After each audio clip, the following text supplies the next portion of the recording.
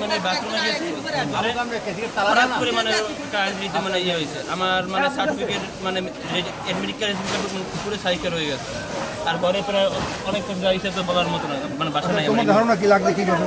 Short circuit.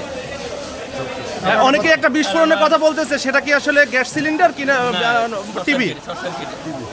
Short circuit. Sir আমারও ধারণা admit card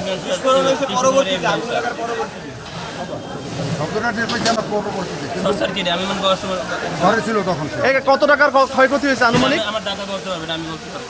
আমি শহরে অবস্থান করতেছিলাম, সেই অবস্থায় আমি বড় আগুনের ধোয়ার কুণ্ডুলি দেখতে পাই। তাৎক্ষণিক আমি চলে আসি এখানে সরকারি সোহরাওয়ার্দী কলেজ সংলগ্ন একটি সনাতন ধর্মাবলম্বী আমাদের এক ভাইয়ের বাড়িতে ভয়াবহ অগ্নিকাণ্ড।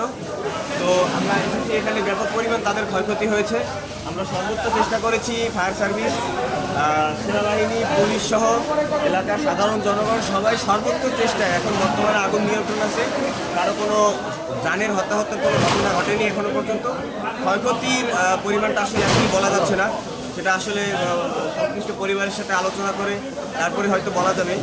তো আমরা একটা আশা করব যাতে আমাদের সরকার মাননীয় প্রধানমন্ত্রী জনাব তারেক রহমান পক্ষ থেকে এই সনাতনী ভাইদেরকে যতটুকু পারা যায় সরকারিভাবে যেন সহায়তা করা হয়।